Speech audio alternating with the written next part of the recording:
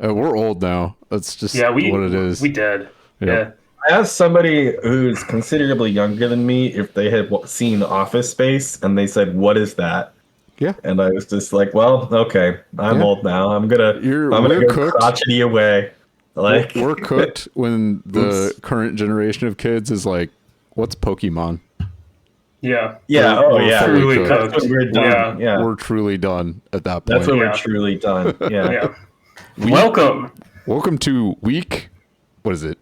5? 5. Talk about 5. Yeah. We're talking about 5, going into 6. Yeah. 1/3 of the way through the season, which does not get recognized. We still do quarters for some reason, even though the quarters aren't actually quarters. No, it's not all. Well, I mean, there's week 6. The end of week 6 is the real third, right? Yeah, but like everybody does stuff on week 4 for some reason still. Like. Yeah, well, I mean, we're all used to the 16. There's 16 games. Right, Roger Goodell's coming in with that extra game. It's gonna be 18. So, and then we're gonna have to be. Then we're gonna have even more injuries. Two bye right weeks now. It's and all 18 weeks. So yeah, right. Well, going in 20 weeks is kind of crazy. But talk about the injury problem now after 17 games. Holy shit! The churn will just get so bad. There is a drop off. I'm against. There's definitely a drop off. I want to actually cut a game. Yeah. That's not going to happen. You're not getting that because of money. Nope. It ain't happening, but I'm going to campaign for it. There's a bit of a drop off in the injury thing after the first month because it's when the NFL preseason is officially over. So, and also everybody who's going to get hurt in the first month gets hurt. And then you've got to wait another month so that the people who are young can get hurt. Mm-hmm. And then there will be people coming back who got hurt in preseason. Yep. Yeah. Yep. Alrighty, well, you guys want to jump into matchups? You guys let's do it. Waiting for that. All right, first up here. Bring us in. We got Steve and Casey. You were talking all that shit. Oh, man. I was talking mad shit.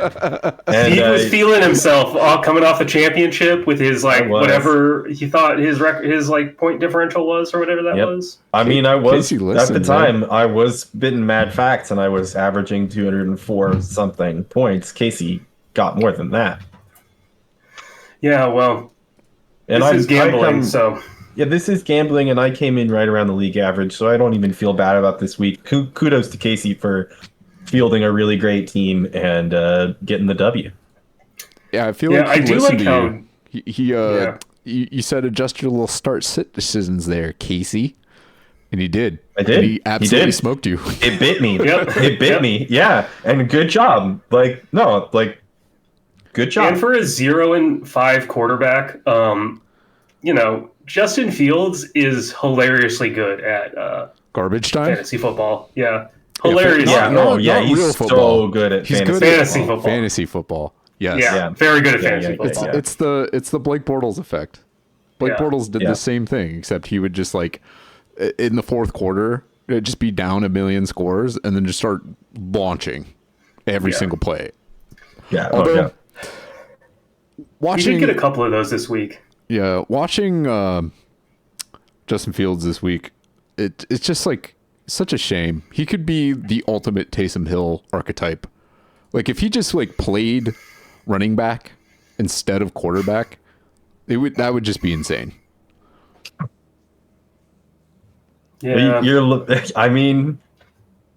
guess he's a much better running back than he is a quarterback. He is honestly one of the archetypical footballmen. And because he's a great footballman, he just gets to pass it as a running quarterback. But he can kind of do it all. He can run, man. He's so good at running. I wouldn't be surprised if that dude has hands and can catch. And I also would not be surprised if he could kick a pretty accurate field goal. He just seems like an all-arounder like that. I don't know about the field goal, but... Yeah, I don't know, but... Justin Fields' issue has always been he has no touch, in his throws. Yeah, right. It's you see it every now and then. Will Levis is a great example of that. Trevor Lawrence, has been. I haven't watched enough recently to know if that's changed enough to make him more viable as a long-term starter. I suppose now, yeah, whatever. But he's another guy that just like puts heat on the football. Yeah. He's also been inaccurate. I mean, this was a good game, but a lot of it was Dallas just kind of like taking the foot off the gas. He throws nasty lasers. I mean, that's really it. Like, he just puts heat on it, dude. Yeah, he throws a great quick ball, but they're not always accurate, and that gets him in trouble a lot. But this game is also weird because it was just over immediately. Like I just said, like Dallas, it was just kind of took the foot off the gas here, and a lot of this production came very late in the game. Right. So yeah. I mean, I said this to Joe, but I feel a lot better about going 40-40 against Dallas when they put this against like a pretty good Jets defense. Like, without a doubt, that's the strength of this Jets team, and they got kind of demolished. So yeah. Dallas has an offense. Oh, yeah. Dallas always has an offense, though. They always has an offense, but especially this year, they can do some stuff. They can do some damage. Again, Dak is a good quarterback. Like, we all like to make fun of him Black Kirk Cousins, or that fight he lost before he was starting, or like whatever like bullshit about Dallas, because Dallas. But he's playing great football right now. Yeah. Well, I would say Bill has arrived. He looks great. Yeah, Bill showed up and did Bill. Snap on that one. Like, just Woody Marks not showing up, Bill showing up. Like, just snap on that. Like, yep. I don't know if I might have to rescind the rescinding. Yeah. We'll talk about Woody in a minute, but I didn't even check on facial Tootin. Tootin has not been doing anything. We'll talk about him. Yeah, Tootin is he's behind ETN. He's the classic preseason hype of a guy who is just absolutely. Good. ETN is still the guy. Yeah, I mean he's got running back in front of him that's really good, and it's just there's no reason to really pivot away from the productive guy. It's a next man up business. But anyway, this discussion isn't about him. It's about Bill. It's about Bill. His I've seen some comparisons to Le'Veon Bell and this kid, which is pretty crazy. And I kind of get it because of his patience at the line. The downfall of a player like that, though, is if you don't have a good offensive line, he's just not going to do less than nothing for you, unfortunately. So in my opinion, I think he's going to be kind of boom bust because Washington is kind of boom bust this year. They haven't really been able to cobble together a streak of consistent good games offensively, but they've also had a lot of instability with the quarterback situation with the injury. So I feel like the Chargers are really missing Khalil Mack. Well, it's not just that; it's the Chargers are just charging like no Chargers have ever chargered. Like all their their entire set of trenches is just a revolving door of players. Like they just traded for Odafe Owe, like from the Ravens. Like they're just bringing in dudes because they don't have enough. Like Harbaughs are trading with each other, Losing Joe Alt is also a big problem. Well, losing both like all-pro tackles will do that. Yeah, we'll make that hard. Yeah. Deebo Samuel, continuing the Commanders, is basically doing two jobs again. Welcome back to San Francisco, Deebo. Yeah, that game was torturous because there was so much on both sides. Deebo did nothing all game until the end. Until the very end, when for whatever reason this never happens. When your team is down, they usually burn the clock, and that's when they hand the ball off to a power back or the running back one who's normally electric. Just is told like, hey, just run into the meat pile, just burn the clock. Their yards per carry tanks, and they just try and get out of the stadium, right? Move on to next week. For whatever reason, this game, they just started chucking it. And at the end of the game, there's just this random Deebo Samuel touchdown that happens. I'm sure, Steve, you were super happy to see that on Red Zone. If you're like, really? It's the end of the game. I was watching. You were watching this game so much, and you're just chucking it. And Debo's just in the back of the end zone, just like you should have seen Steve just like fucking suffering through the whole Chargers. The whole Chargers Commanders game was so hard heated for me.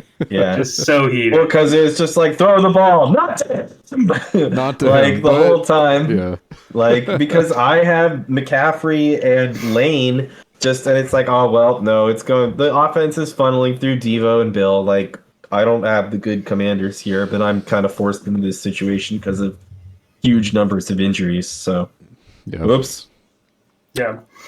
Then Kincaid's finally become a thing in fantasy. Oh yeah, Kincaid's definitely doing a thing. Yeah, this is funny. He's the number 2 tight end in our scoring format on the year, and I think even in non-tight end premium, he's also tight end 2 on the year. That's wild. Yeah, crazy. Well, I mean, he was a first rounder for a reason. Like, that's true. Coming out as a just basically power slot player, which the Bills have 3 of now. So whatever. We'll see if this maintains itself. I mean, he's making a great use of his, 5 or 6 targets per game, basically. Yeah, the Bills are offense by committee. Bills are super efficient. Yeah, offense by committee. Josh Allen and James Cook are still.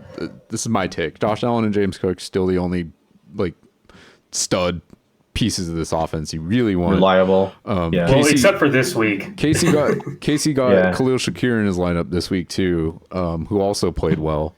But you never know. That's because James Cook did not get the ball. Because of how fucking terrible, how weird that game started out. Yeah, I mean, that's why James Cook didn't get it was like a snow game that didn't have any snow for some reason. Right. It was really wild. Yeah, it was I feel like the Bills just kind of were I don't know, they were sluggish this game. That Danny noticed it too. Their play calling was just weird. The play. No, it's not weird. It's not weird. It's the Bills, and the Bills are just going to do this, and they're never a contender because they do this. This is the exact reason why I do not believe in coaches that do this. If you don't get your ball to your good players, you deserve to lose. That's kind of the question, though. Is who are the good players on the Bills? It's Josh and James Cook. That's it. This isn't Josh needs to throw it to somebody. He can't just run the ball every play. I mean, that's what they've been doing. This is the whole thing about the number 1. This is the Amari Cooper last year, the Stephon Diggs revenge game. That whole thing. Credit to the New England defense. This is just the Bills. They're not going anywhere without this is every offense, no matter who they are, needs a guy you can just get a bucket. And the most perfect example of this in any sport is the Kevin Durant Warriors. You have this crazy good offense that's super efficient, but sometimes it just doesn't work, and you need a guy to just go break everybody's soul. Yeah, that was Stephon Diggs in this offense. I wonder where he went. Oh yeah, yeah. I wonder what happened there to the Patriots. There he is. Who absolutely smoked you. We'll talk about him.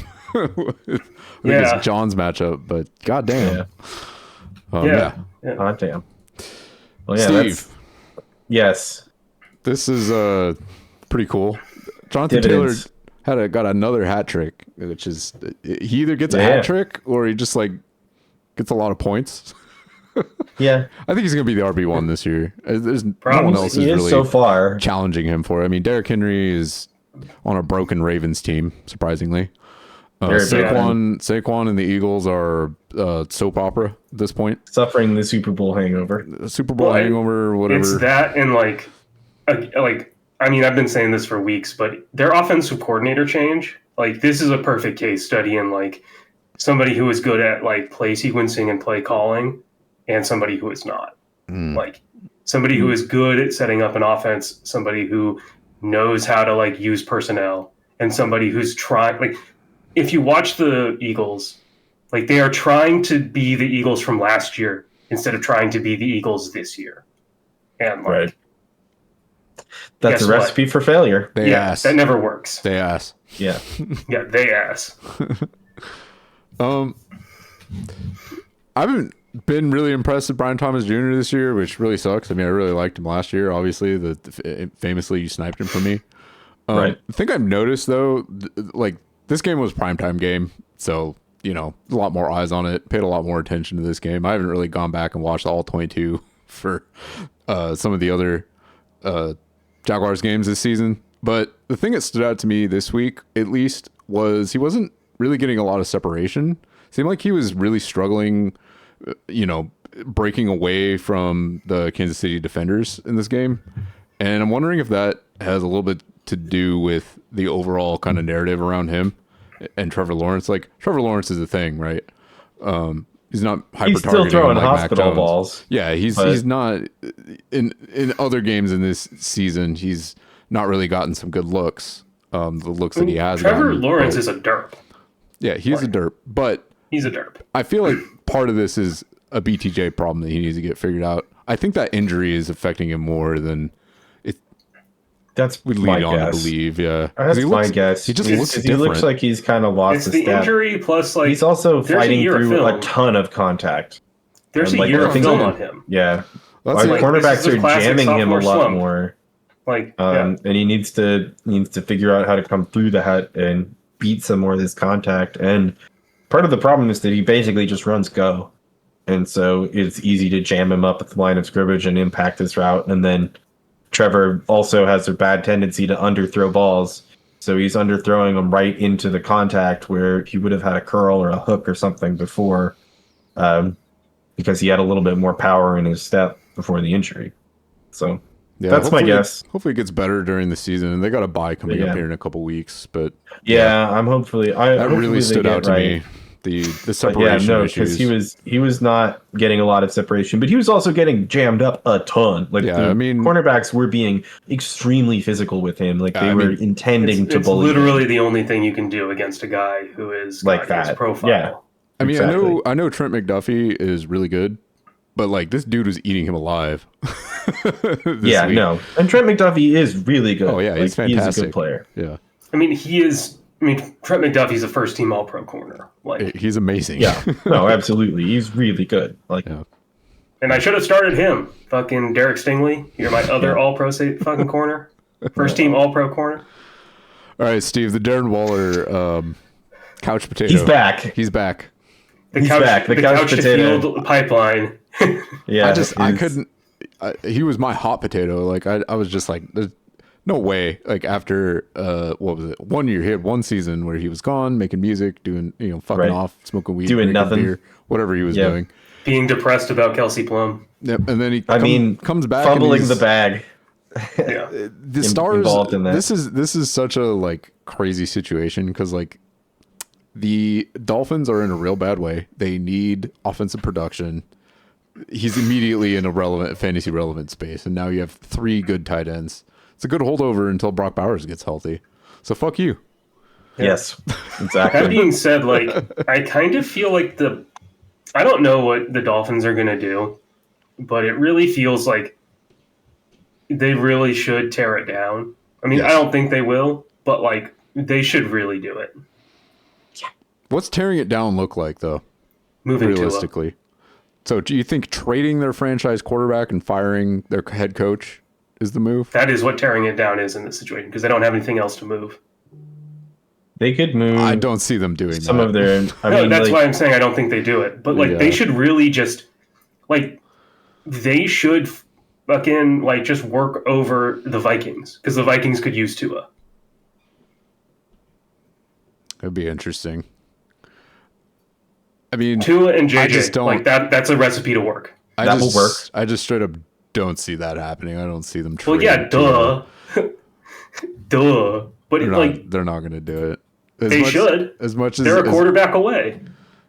No. If they have a top 3 pick this year, they're they might. Absolutely not a quarterback away. That defense is a sieve. Their top offensive weapon just disappeared. Jalen Waddle is not a wide receiver 1. No, not their tight end's 33 years old. Like, what do you mean? No, like wait. I'm not talking about the Dolphins being a quarterback away. I'm talking about the Vikings. Oh, the Vikings. Fair enough. The Vikings. They're a quarterback away to make a real run. Like they may have obvious flaws, but so does every team. The Dolphins need to The Vikings have a more complete defense. They have a decent running game and great wide receivers and tight ends. They are in fact a quarterback away. Yeah. Like. The Vikings are so close, they should actually trade for Tua, and that makes actual sense for them. It doesn't make sense for the Dolphins, but the Dolphins don't need to make sense to be, still trash. The Dolphins. Yeah, no.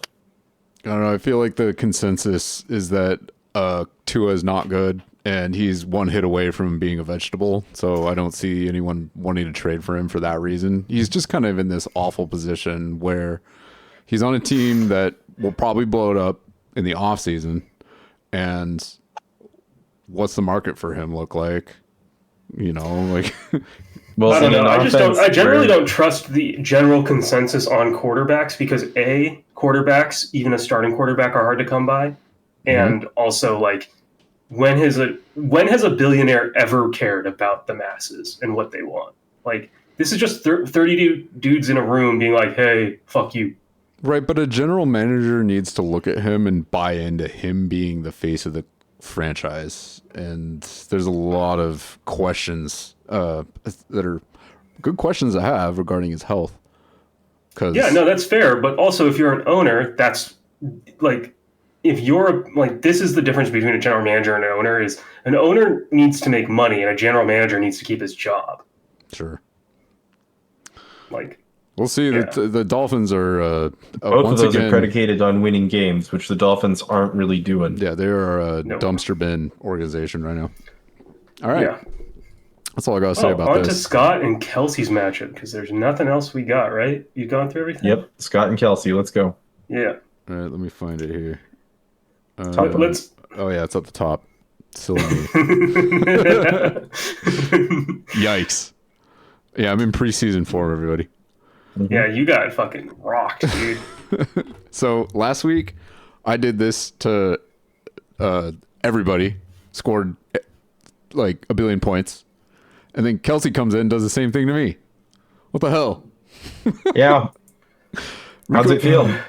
I mean, it is what it is. Yeah, it's fine. Once I saw like this dude, Rico Dowdle, just breaking Oh off yeah, he boomed you. He deserved it. He went play nuts, yeah. after chunk play after chunk play after chunk. It was just like 50-yard run, 25-yard run. I'm glad you saw that because you were watching the Dolphins. Yeah, you just gotta watch your fantasy week like just evaporate. Dolphins are so bad. Their defensive line is just non-existent. It's terrible. Which is amazing because Chop Robinson like looked good last year. Bradley Chubb, though not like Bradley Chubb anymore, is still like a serviceable player. Like they just like, yeah, no. I mean, the other again, kid, the Dolphins are the Dolphins. Jalen Phillips, who was a promising prospect, ended up, I think he tore his Achilles and then he tore his ACL, or one of those things happened before the other. I can't remember, but I know it was an Achilles and then an ACL or something like that. Well, those two Do they still have happened. Jordan Brooks and Jerome Baker? Or is it just Jordan Brooks? I believe it's just Jordan Brooks. I don't remember what Jordan Baker. But so they only have one real. It's bad. Yeah. It's real bad. So Rico Dowdle killed you. Which is he great. absolutely ripped me apart. He only played 67% of the snaps. Like, what the hell? And you know why? Correct. It's because he had calf soreness in both his calves from tearing up the fucking Miami defense so much. They literally had to, on the sideline, give him an IV to rehydrate his legs so that he could go back out there and keep crushing. Like, what the fuck, man? Dude, I know. I watched the whole thing. I was like, could you throw the ball to Ted a little more instead of just having Rico Dowdle run all over? Rico gonna do his thing. He's gonna throw that football over unfortunately. That mountain. And the next week's gonna be interesting because they're playing the Cowboys, and he said, "Buckle up." He was talking that shit. Well, and speaking of Cowboys, Javonte Williams. Yeah, man, Javonte, the year after. Yeah, This is like a thing with ACLs. I mean, in general, is like this happens with Breece Hall. Like, go down the list of ACLs outside of like Adrian Peterson, like or like Jerry Rice or insert player here. Like, they always have a down year, and then the second year they look back to form. And this is Javonte.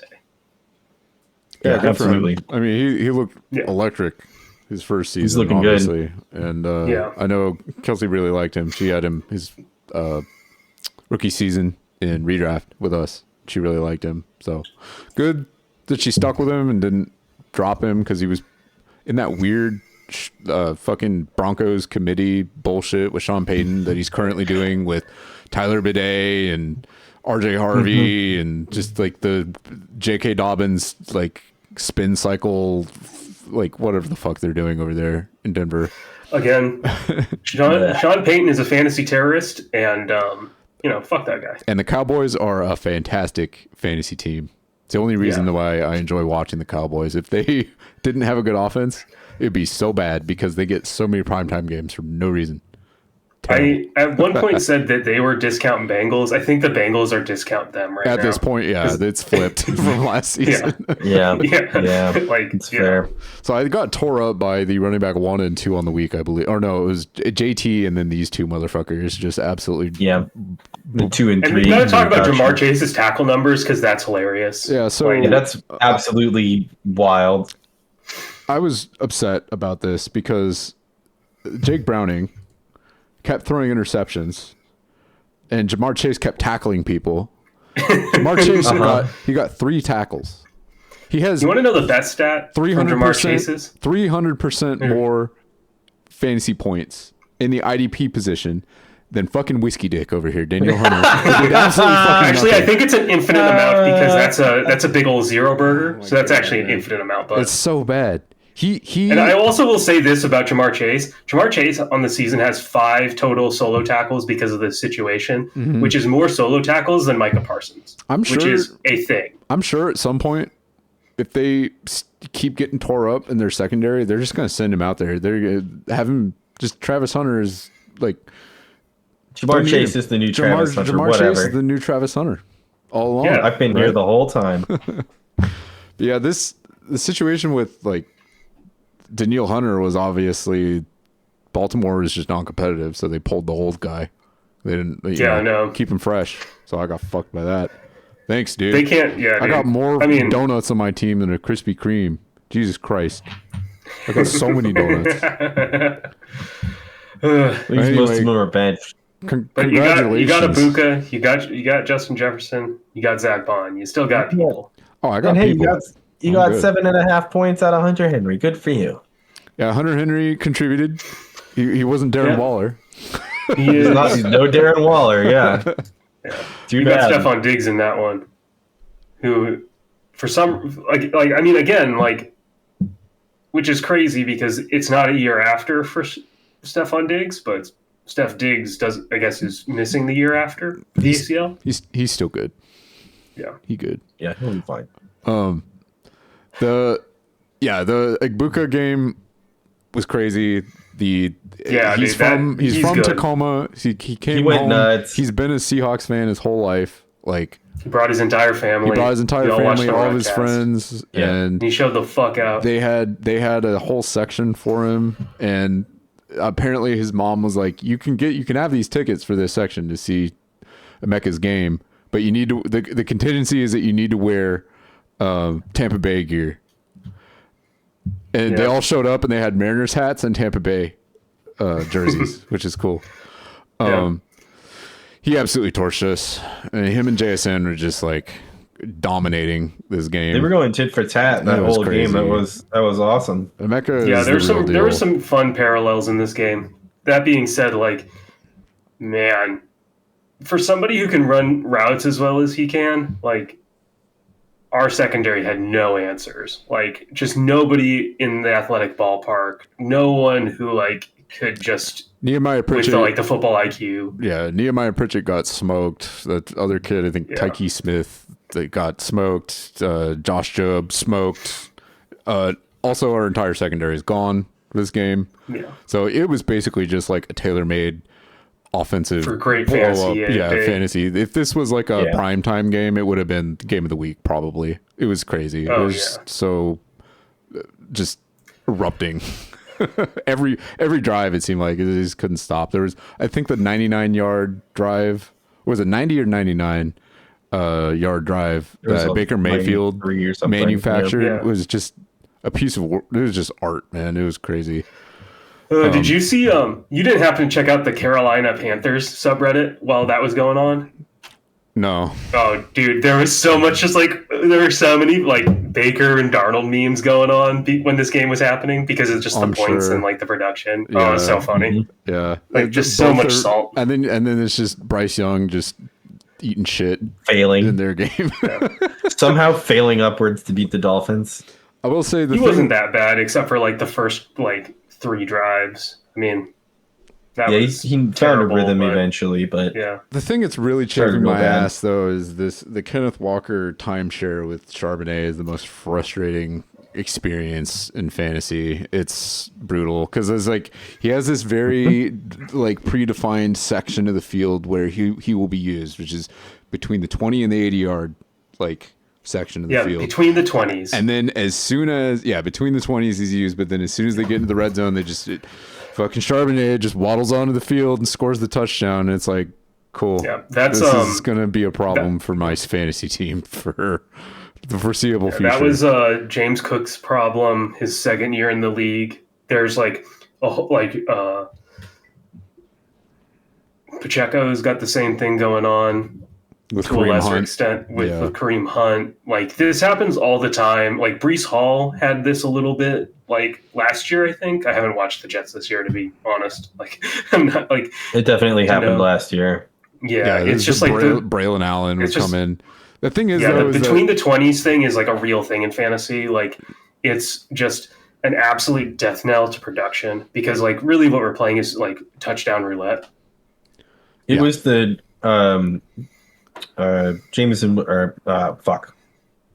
Jamal Williams move in New Orleans.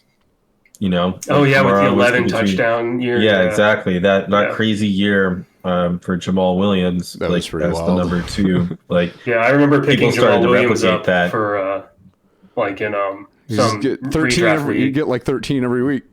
Easy. Yeah. Right. Yeah. It was just like 20 yards and a touch. Yeah. If that. Like, yeah. Sometimes it was 2 1-yard touchdowns. The thing that's driving the fantasy community crazy right now is this Amari Demercado saga.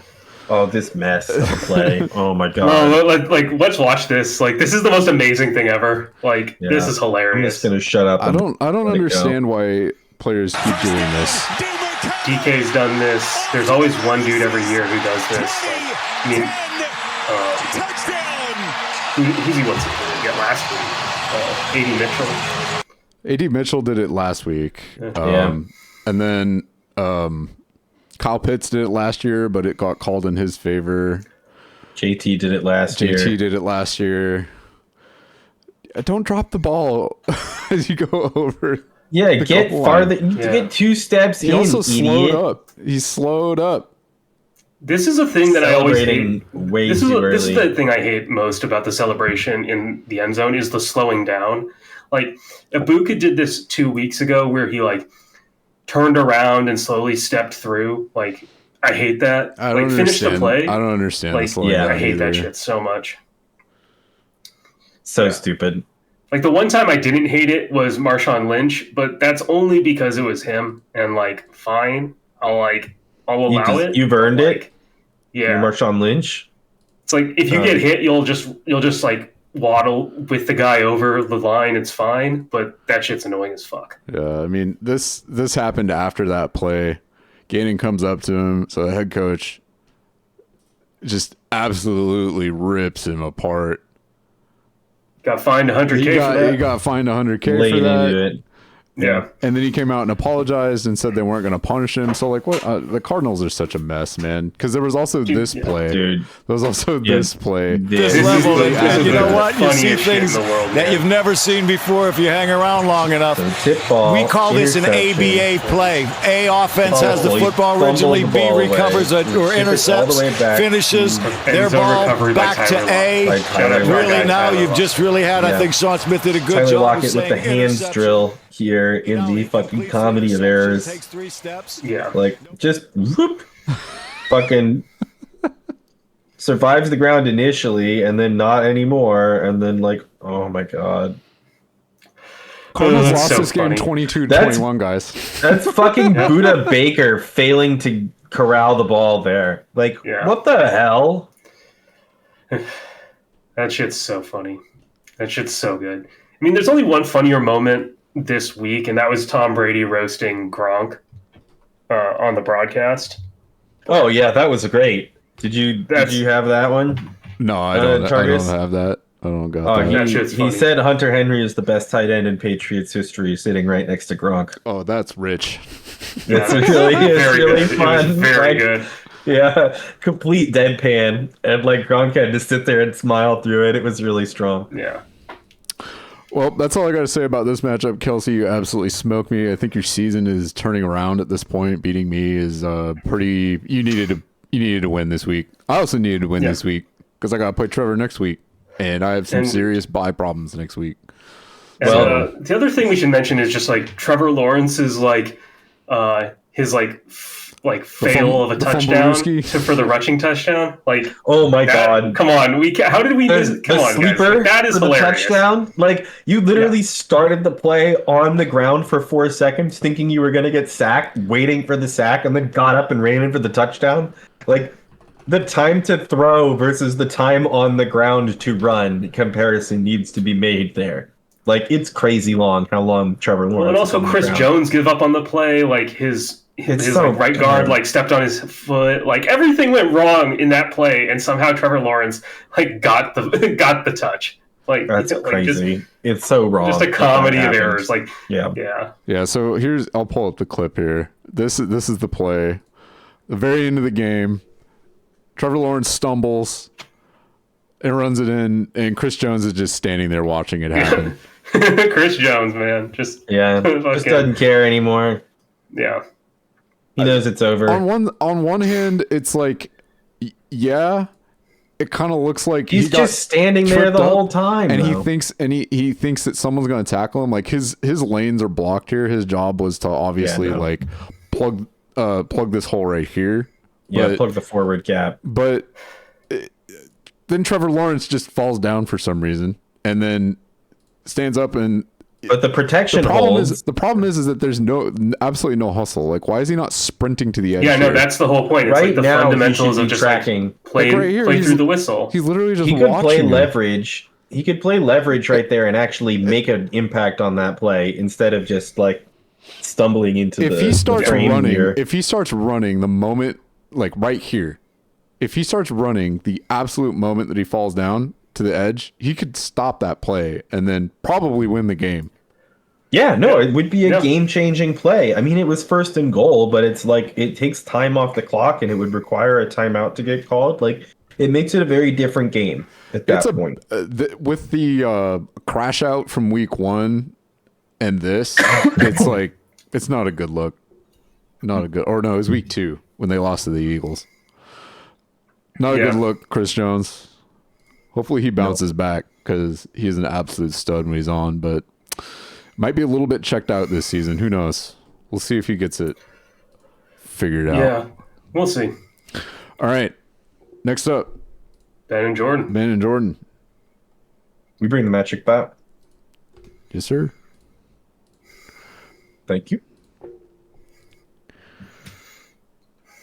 This is another one which was a really decent output by Ben, just getting smoked by a big old boom.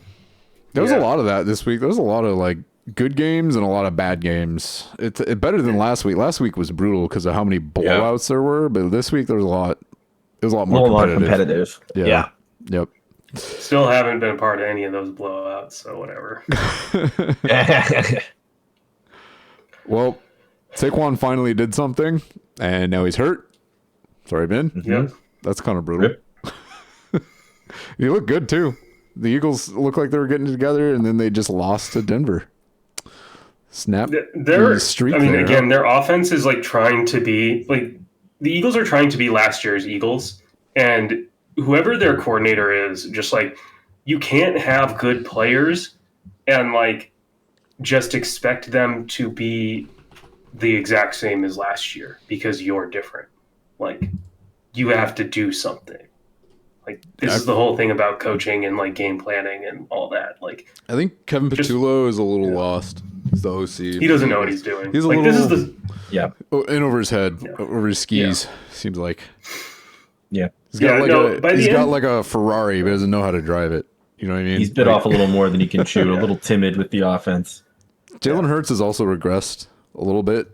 I have a theory about that. They got big for their britches. I mean, no, I have a Super Bowl do that. No, it's I think he called Jordan because he very famously he called Jordan, and like, or infamously maybe, I don't know.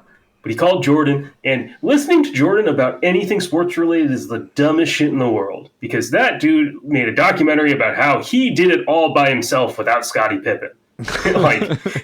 Wrong. Objectively wrong. Yeah, objectively, you were like, Michael Jordan was so fucking terrible on the Wizards that he went into his career as an irrelevancy. Like he was like the greatest with Scottie Pippen and on the Bulls with Phil Jackson and Dennis Rodman, and then nothing. Listening to Jordan about winning and all that shit, especially in football where it's like the quarterback is literally not the same as a star player in the NBA, is an absolutely idiotic thing to do. I hope the Eagles can turn around, though. I mean, they have all the pieces. It's not like they don't have talent. Yeah, I mean, their defense. I think it would be fun to watch them be ridiculous. Yeah, their defense still good. Oh, it's going to be good too. My issue though is we need. Their defensive line is not as good this year. It's still good. It's not as good as it was, but we need more good NFC teams. It's been oh my god, the Chiefs and the Bills and the Ravens forever. We need some. The last 2 years, it's NFC teams. It's just better outside when of both the Rams are cooking. You know, trying to get into that category. It's the Bucks, the Lions, and the Eagles of the last 3 years. The Bucks are pleasant surprise. The Cowboys kind of do their thing every now and then. I feel like the Cowboys and the Packers are kind of in that cusping zone. The Cowboys and the Packers are regular season warriors where they just tear up the league for the regular season. They play. Yeah, and then they're one and done in the playoffs or two and done in the playoffs every year. Yes. The Eagles are just winners though. They get into playoffs. We saw it last year. They just literally just cooked everybody. Yeah. On both sides, all phases. They just smashed. Yeah, which is what the Chiefs have been doing. And the Bucks just keep they've had some one and done stuff, but they're such a well-run organization and they have so few holes with the amount of depth they've got and just a well-run organization. They're just kind of always there at this point. I mean, ever since Tom Brady was there, it's the winning was infectious. Tom Brady really turned that organization around, because before Tom Brady, it was tough. It was tough. Well, it's how do we get a quarterback for Mike Evans' entire career until Brady, and then shout out to Baker for being the guy after Brady, which is an impossible task. Right. Yeah, no, you're never going to win that one. David Montgomery got a passing touchdown, which was hilarious. Yeah. That shit's so funny. That's great. He's good for one of those usually every year. Yeah, or at least one attempt. Derrick Henry would do that. Yeah. And maybe Justin Fields, pay attention. Justin Fields would be nasty as a running back. I'm telling you. Yeah. Zach Ertz pulled a donut. My old man. Which is actually kind of surprising. Yo, okay. What about the shotgun snap, Justin Fields flea flicker, where it's a flea flicker option? And he can take it, pass it, or flea flick it to let the pass develop. And then, that'd be fucking sick, it's actually. All the shit the Seahawks are trying to do with Milrow. Eric Glenn, call me. No, we can get Tyrod in there. We can skip Black Taysom Hill talk, man. That shit pisses me off. My God. Yeah. Yeah. All right. Jordan, let's talk about CMC for a minute, man. Jordan's back at it, man. Jordan is back. He's no longer the Washington sports team with the funny picture. He's back to on another level because he should change it back, really. He's got the championship team going right now. Yeah. He's really, really gunning for it. I could literally sit here and just talk about how every single one of his players are just insane and have a lot of upside. The Woody Marks thing this week is okay, we got to pour some cold water on that.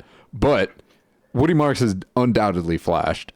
He's going to be something in the league. He's not going to be league winning upside, crushing fantasy. Right. He's going to be a good scat back, most likely. Well, he's also going to be a good option, just to keep around, as a backup, because if anything happens, he's a real option. And it does, because he has Christian McCaffrey, who, again, this week got 1 billion touches. He's averaging like 2 a carry this season, right? It's been bad. Yeah. His efficiency has been horrible. Yeah, he's like he's not even 3 a carry average on the year right now. He's 3.1, which is rough. Yeah, that's abysmal. Look at his receiving numbers. He's literally a top end wide receiver. Like, it's because they have no one else. I mean, Ricky Pearsall's out. Jawan Jennings is still coming back. Kendrick Bourne went off for 100 yards this week. But isn't this mostly all screen game stuff too? Oh yes, because their line is decimated too. Like, so they have a bad line. What else are you gonna do? Like, the thing it makes sense that he lives and dies in the screen game. This is Rashad White numbers. The Shanahan scheming for Christian McCaffrey is just as frustrating to watch as a team rooting against them as watching Kansas City and prime Travis Kelsey, where it was just like, always, it's like, why are you not tripling this dude? He just destroys you every time he gets the ball. There's no one anywhere near him, and he just runs you over or gets 25 yards after the catch or whatever. He's just, it's the play design is just like tailor-made for their skill set, and it works perfectly. And the people calling the plays are geniuses, whatever. It's just crazy to watch. It just work over and over and over with Christian McCaffrey. He's just having one of those years. If he can stay healthy, he's going to challenge JT for the RB1. If he can stay healthy.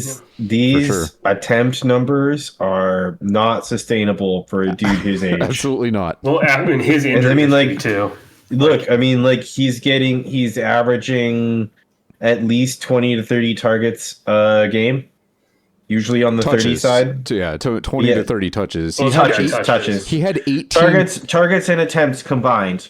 Yes. Like, he's Christian got McCaffrey 25 to 30 in every game. Christian McCaffrey in the first half had 18 touches in this game. Yeah. It was like, what? That's bananas. That's insane. That's insane. It's so much opportunity for scoring, but it just magnifies injury risk so much more. Yeah. So, it's also it's a matter of if or when, not if. It's their symptom. It's the symptom of the 49ers have nothing else, and like their team is just, if they didn't have McCaffrey, they would have no offense. Like, yeah. So enjoy this while it lasts. I will say hats off to the 49ers. That was a gutsy fucking win against the Rams. I couldn't be more impressed with Kyle Shanahan and the 49ers in general on Thursday. Can you imagine if they had just taken Mac Jones and not Trey Lance? And not given up 3 picks and just do you guys listen to Grant Conn at all? Do you follow him in any capacity? No. So he's a talking head for the 49ers, and his rage, like he's a rager. Oh, okay. He just like after losses, he goes scorched earth. It's so funny. But then after wins, he's just insufferable, right? So he's one of those guys. Right, yeah. He's talking about, do the 49ers have a quarterback controversy? I think that's a legitimate discussion at this point. Like, Mac Jones is super gritty. This dude was literally taking shot after shot after shot and still getting up, puking on the sidelines. Like, the dude was gaming. Mac Jones has been impressing the hell out of me. And even last year, like, he's seriously like working his way back into a starting position as a quarterback in this league, which is crazy considering where he was, you know. Dan Orlovsky was right. Well, this is the thing is, like, this is the Mac Jones rookie season. Any like competent quarterback, like in terms of skill set, like who can do A/B testing, can work in the Shanahan system and like make it work. Like, doesn't matter who it is, doesn't matter about your arm talent. Like, if you can just simply make one decision, yes, no, and you just run need the system. Yeah, you need to be good at that, though. I mean, famously, Trey Lance absolutely fell flat. Couldn't do it. And also famously, Shanahan wanted Mac Jones. They just happened. They wanted to go with the upside that Trey Lance had, but he just didn't have the intangibles. Football IQ is too low. Who knows? He's out of the league. Well, he was also in the Anthony Richard vein of like hadn't played a lot. Right. Like he was a 1-year starter who had like less than like 400 attempts, like in his college career. Like just did not play a lot. Right. And this is like a thing with like, that's why Dylan Gabriel like was drafted in the 3rd round and not the 5th, is because like, just because you don't have obviously you don't have the intangibles of like, not that you have the intangibles, you don't have the intangibles. Right. Like the other way around. Right. Like, yeah, totally. Because he played 6 years, like he's short, blah, blah, blah, but he's got like, he can do all of the quarterbacky stuff. He's just, if you play 6 years, you get to do it. Yeah. It's why Jalen Daniels hit the ground running. He'd been playing for 5 years in like a good offense with like good coaching. That's why, the kind of rub with any sort of first round quarterback is like, do you take the young guy who's got all sorts of promise, who has shown and flashed, and like, not to dismiss like any of the Heisman stuff like of Bryce Young or Caleb Williams, but like they still haven't played as much as everybody else. And like, if you're just going to increase the speed of the game and everybody's athleticism, like there is going to be a process that you're going to need to develop. Whereas like, if you can like take care of one of the building blocks of that development process in just more game reps, you're going to hit the ground running if you're any good. Right. That's spot on. Jordan, your team is ridiculous. Jackson Smith-Njigba is quickly ascending to be a elite wide receiver, not only for fantasy, but in the NFL. Who are some of the other risers this year in terms of like ascending the next guys up? Yeah. It was Odunze. It's been Romo Dunze, Emeka Egbuka, Jackson Smith-Njigba. Who else is really impressed this year? Oh, Puka Nacua is really he's just like he's in that conversation now. Like he's in the Jamar Chase, Justin Jefferson like conversation at this point for me. Up until this week, Flowers was having a hell of a season. Who? Zay Flowers. Zay Flowers was breaking out, yeah. He was, yeah, and then his until the quarterback, until he got Cooper rushed. But even last week, he did a little better than he did this week. Like, still getting Cooper rushed, but JSN has been a revelation though. Jordan, that was obviously a homer pick in the inaugural year of our league. Took him a little early. I think he was 2nd overall, but I don't think that was early at all. Like Jahmyr Gibbs was. I don't know, man. I don't know. Not necessarily wrong. Up until this year, it was definitely questionable. Wide receivers take a little while. They got to cook. Well, he also had DK Metcalf absorbing a lot of that. Like, I just like I don't know. I have never been in the camp that JSN was bad, and I never was in the camp that like he was for some reason going to be the number 2. Like in the first year of this podcast, I'm sure I'm not going back to watch him because I don't care. But like my concern with him was always his size is just he's not your prototype alpha wide receiver 1. Like that's if this guy's hamstrings hadn't failed him like pre-Rose Bowl, like he would have gone top 10. He's super shifty, no doubt. He's an elite route runner, no doubt. He's good. He's just like he's good. You know what I mean? You just see it. There was a reason that Garrett Wilson and Chris Olave. That's a good comp. Like, I think all of those guys. I think all of those guys said that he was better than them. Like I think that's a good comp. Like JSN looks like Garrett Wilson to me. They look they play similar to me just by my eye watching them play. Just like all of the route running, all of those route running Ohio State guys look the same on the field. Egbuka looks the same. Like Garrett Wilson looks the same. JSN looks the same. Shifty, and it's just about who has like whose athleticism fits the skill set the best. Yeah, Garrett Wilson does it too. Yeah, that's Garrett what I'm saying. All the Ohio State guys. Oh yeah. Yeah. Anyway, Rashid Shaheed had the fastest touchdown of the year so far. I think clocked in at, what was it, like 21 point something miles per hour, which is 21 ridiculous. and a few. Yeah. I thought it went over 22, but I mean, it was fast as fuck. It was the fastest. Yeah, it was fast. If he wasn't a fifth rounder, we would be talking about him in such a different way. If he wasn't on the Saints. Well, no, just like he's not in any of the conversations. Like he's not in any of the conversations about like just a good player. Yeah, like, he is just a good player. Like this feels like not at the same level as Amon-Ra, but like the same, like we didn't talk about Amon-Ra being Amon-Ra because he was a fourth rounder, and this feels the exact same. Travis Hunter had this ridiculous play. This was cool. This was cool to see. This is Travis Hunter showing out as a wide receiver. And this is cool to see because he did this as a DB at like Colorado. Like if you go watch his whatever Just Bombs mixtape for his college career, you'll see it like this play, like as a DB. Like just except it's a pick, it's the other quarterback. Yeah, exactly. Except it's a pick. Yeah, this is what we've been waiting for. This is the fantasy cheat code. Hell of a play. Again, this is his defensive back. Yeah, which is just right. This is why he drafted him second overall in the rookie draft this year. I mean, this is why he went third overall in the real draft. Good to see it. We've been wanting the Shohei Ohtani of the NFL to do something, and he did something. He did. We've been waiting for him to flash something, and it's like, all right, you flashed. Now, like, all right, Liam Cohen, do your thing. Yeah, like figure it out. Yeah. The only other thing I gotta say about your team is Nick Bonito is on a fucking tear. Danny, you dropped him. Don't do that. Yep.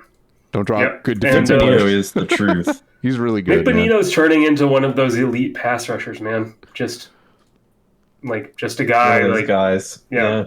He good. Yeah. He real good.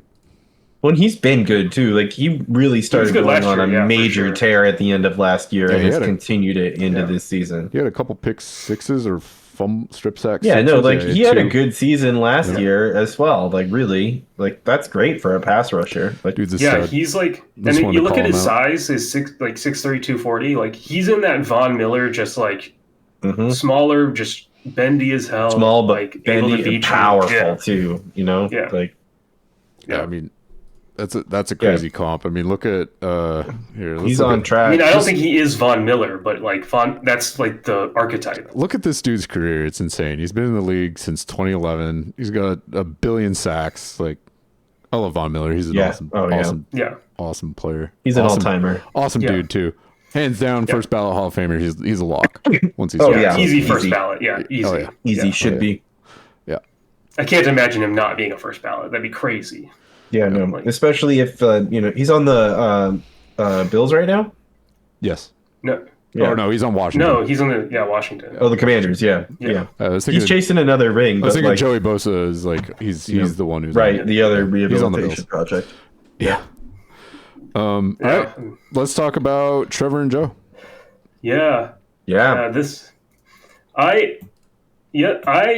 So Steve and I were watching games yesterday, and I left Steve's plays saying, I am tired of getting cooked because there's no way that Devin Lloyd and Pacheco are going to save me. And guess fucking what? That Devin Lloyd does it. Devin Lloyd 100% did the only thing that it could have won me this game. Could have saved you. Yeah, absolutely. Literally did the only thing. Single-handedly picked it up. The single highest scoring possible play in our scoring system. Yeah.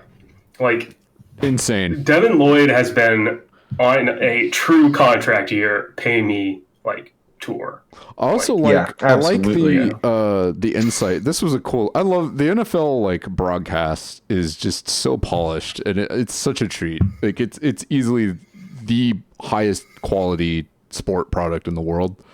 During the broadcast, they talked to Devin Lloyd about that play, and he explained that he prepared for not only what the Chiefs were doing offensively, but he also prepared by himself to understand the tendencies that Pat Mahomes has, and that's why he was able to get out in front of that pass and intercept it and return it. Is because not only was he paying attention to the defensive coordinator and their plan, he did his own research to figure out and learn what Pat Mahomes does and was able to beat him, which is sick. And that insight was provided during the broadcast while the game was going. I was like, that's just mind blowing. It's cool as fuck. Yeah, shout out to the Utah State University linebacker coach, whoever the hell that's been for the last 10 to 20 years, for producing both Bobby Wagner and this guy, who that was his comp coming in just because they went to the same school.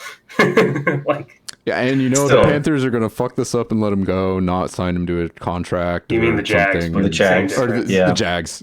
He might go to the Panthers, in all honesty. He might go to the Panthers. Yeah, that's very likely. To be honest with you, that wouldn't be a bad shout because they desperately need linebacker help. So I wouldn't be surprised if they did end up in the NFC. Lloyd and Foye make such a devastating combo. Because one of them is going to wreck your fucking game. They're 4-1 for a reason. Liam Cohen is proving to be he knows what he's doing. He's a quality coach. Well, he's a quality coach, but I think the underrated story of the Jags season is that their defense has been carrying them. Where all off season it was like Liam Cohen's going to revamp the offense. Trevor Lawrence has gotten 2 weapons, and it was all about the offense. But really, the defense has been the story. Also, the Travis Hunter circus. Yeah, right. Which, not to say that those haven't, those contributions have been noted. The Jags offense looks watchable as opposed to unwatchable. Which is a change. Right. Which was definitely a positive step through 5 weeks from comparing to last year. But I agree last season it was just Matt Jones. I agree with Joe's takes that the defense has been doing nutso stuff because and it honestly reminds me a lot of the Saxonville year, except that it's turnovers and not sacks. They're producing interceptions with the pressures, they're forcing fumbles, they're getting strip sacks, they're punching the ball out. They're ball hungry and they're successful in being ball hungry, and that makes it a really fun defense to watch. Right. Yeah. Yeah, it's been good. It's like fucking Jaguars. Speaking of the Panthers, Bryce Young's terrible. Yeah. Free this man. Yeah, but Ted McMillan isn't. Yeah, Ted's really good, apparently. Ted's fine. Bryce Young is... Dude. It's so frustrating watching Bryce Young just immediately in the first quarter doing something dumb. Getting strip sacked, pick six, 3 and out to start the game, sort of shit. You need to get a touchdown on your first drive. That's your job as a quarterback, is to get a touchdown the very first time you touch the ball. And so often, Bryce Young is panicking in this game. He literally turned the corner on a scramble play and just dropped the ball for no reason. He shit his pants because there was a 300-pound defensive lineman standing there. He's not prepared. And there was another play where he tried to throw the ball away and just doinked it off the back of his lineman's head and committed a penalty that set them back and set up a 3 and out. So Bryce Young is improving with his footwork, and you still see flashes of what made him great in college with the just anticipation, throwing with anticipation, and just being able to layer the ball in where it needs to go. Happens on occasion, but for the most part, this motherfucker he just looks like a kid out there, and he just doesn't have that dog in him. I want to see him improve, obviously, because I roster him, but goddamn. I don't know if I agree with all of that. I think you're going. He obviously needs to be better. I don't think that's arguable, but the fact that he came back to beat, that they came back to even beat, the Dolphins, as shitty as they are, that doesn't happen without your quarterback. You have to beat shitty teams. I watched that game. It was Rico Dowdle. Rico Dowdle did all that, not Bryce Young. Rico Dowdle doesn't do that without confidence in the team. People can quit. And if your quarterback quits, teams can quit. It's very. The defense doesn't allow that if you're not scared of Ted. And the other thing too is I don't know what the Panthers were thinking getting rid of Adam Thielen. Like, they don't have anybody but Tet out there. I mean, they didn't expect and Coker they don't, to get hurt. Coker is good. And Ike Ekwonu is also like is something, ass. but like Ike Ekwonu was taken in the same draft as Charles Cross, and outside of Charles Cross, all three of those tackles, like Charles Cross is the easy only hit, but Evan Neal and Ike Ekwonu are ass. Like, Evan Neal's not even playing tackle anymore. Like, right. There's been a lot of misses. Bryce Young is not good, but it's like, man, the Panthers are just bad all over. Like, you can point to every single position group and be like, that's bad, they suck, bad, this is terrible. I mean, going like back the linebacker core, they got about rid of Shaq Thompson. Shaq Thompson, we saw him on the broadcast for the Bills making plays. It's like, fucking. I mean, it goes back to what you said earlier, is the memes on the Carolina Panthers subreddit about the Seahawks game. Like, it's their ex-quarterbacks just in this absolute smoke show of a game, and then Bryce Young is over here just donking balls off the back of his lineman's head and dropping it, and he did make he made a nice pass to Leggett. Like, again, is that anticipation? He threw it where the receiver was going to be, and he got the touchdown. Like, good for him. I would love to see. I would love to see like Bryce in a competent situation just to see if he's any good. But like, yeah, me too. He's bad. They're bad. It's all bad. I feel like this is just destined to like it falls apart, and then they just completely clean house, and Bryce Young gets traded for a fifth, and he just goes to the KOC. Dude, watch he goes to fucking the 49ers, the Vikings, and they go win a Super Bowl because like Kevin O'Connell's like magic pixie does. Competent. Yeah, exactly. Wait, magic pixie does. You're good at this. Hold on. Yeah, just some fucking stupid. And then we get to watch the Panthers like bitch and moan again. It's the KOC school of quarterbacks who want to throw good but also want to play quarterback good too. Want to learn how to throw good and also play quarterback good too. You know we're old because we still quote Zoolander. And then Bryce Young walks in and he's like, "What is this? A quarterback for ants?" Well, I can work with this. All right. What is this? A center for QBs?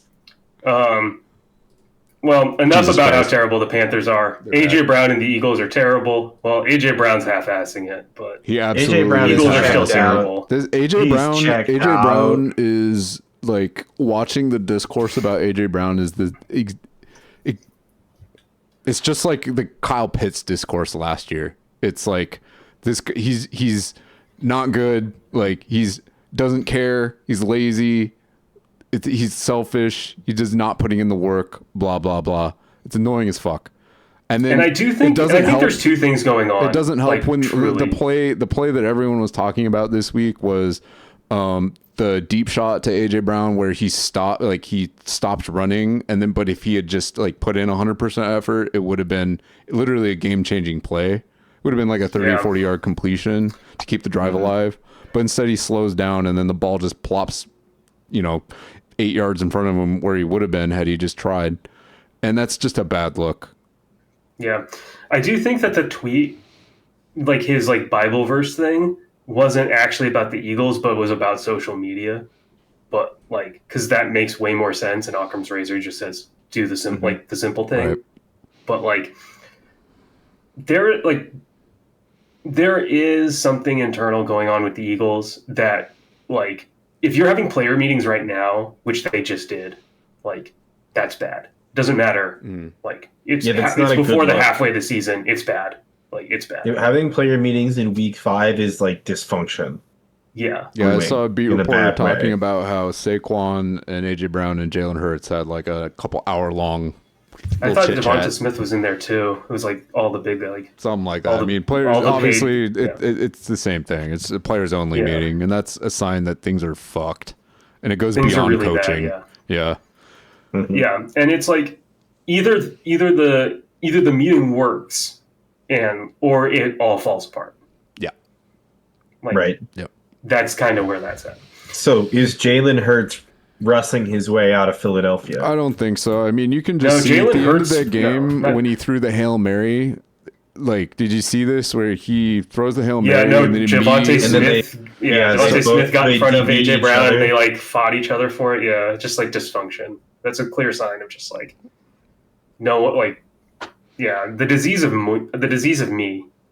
Like, there's a book from Pat Riley about like the Lakers and why they fell apart, like the Kareem, like Magic Johnson, like the Showtime Lakers, why they fell apart, and it's just like the disease of me, and it's just like sports stars, general egos. Everybody wants more money. Everybody wants more time. Everybody wants more, and like that's where the Eagles are. I mean,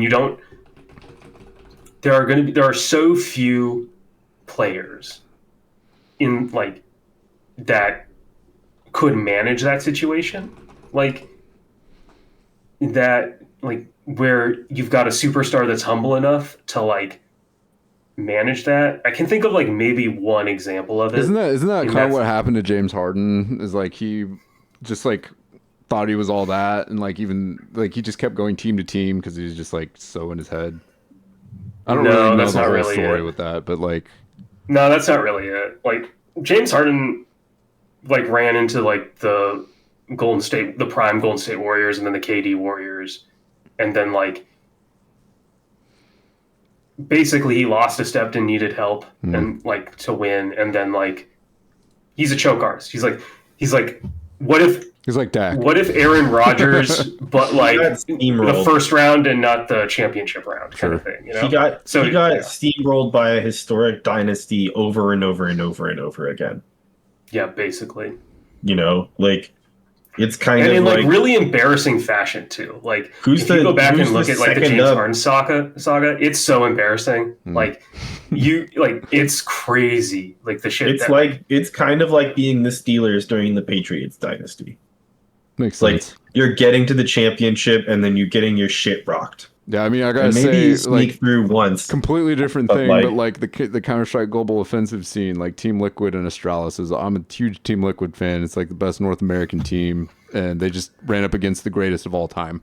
They never won because there's a team that's just way better than them, always in the way. Yeah. So I get it. And even the example of like the Warriors with their dynasty, like they didn't. It's not like the disease of more happened to them because they couldn't keep KD, and a lot of that was like internal and like just the Bay Area fucking it up. Yeah. Right. But yeah. Anyway, that was a fat tangent. Yeah. I mean, anyway, it's important. It's about stardom and it's about divas. Yeah. Well, I want to shout out the no longer Turd Ferguson. He has been upgraded to Fergalicious because he's the tight end one, which is a wild ass thing. He is the tight end one on the season, he's the tight end one on the season. That's fucking who saw that coming? Like that's the PPR scam. This is going away when CD comes back. Is my prediction. Oh, but he'll still be good. Oh, he'll still be good. He'll be good as long as Dak is there. CD commands so much attention that it's like it's going to affect George Pickens, it's going to affect Jake Ferguson, it's going to dial back the run game. Like Javonte is going to be hurt by his return as well. But the Cowboys are just like such a prolific fantasy just team. It's an organization just full of fantasy just gold. So it's just because Jerry has always prioritized offense. A great offense. He just always has. Like, I mean, it's the name of the game for him.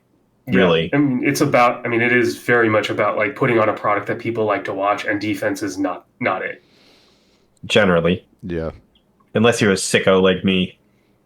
I mean, the Legion of Boom Seahawks era defense was pretty fun to watch because they would bend not break sort of thing. It's like they wouldn't just like smash you in the mouth and create a 32-6 game every week. It was like they would let you score. It was just like there was just fireworks whenever the defense they also had personalities, big splash plays, and the personalities made it fun to watch. But yeah, like, to Joe's point, that's way. I think defense is boring. It really is. There's an emergent comparison to Legion of Boom in Jacksonville if they can sustain this for the long term.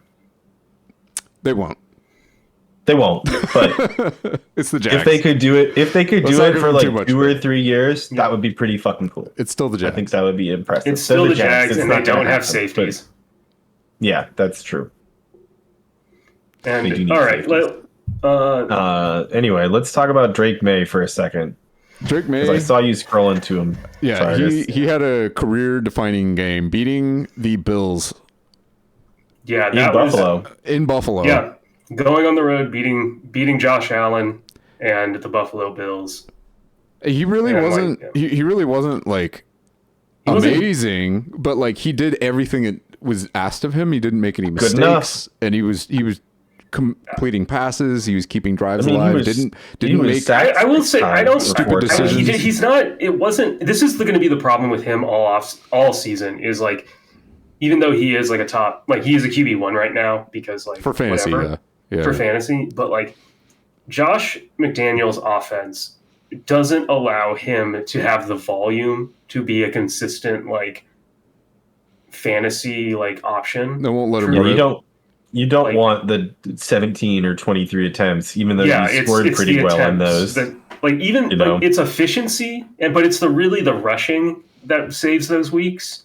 And like, we'll talk about that with Josh's matchup next. But goddamn, Drake May had some like incredible plays, but in terms of like fantasy production, like if he's not going to score, he's not going to be relevant. Like everybody else.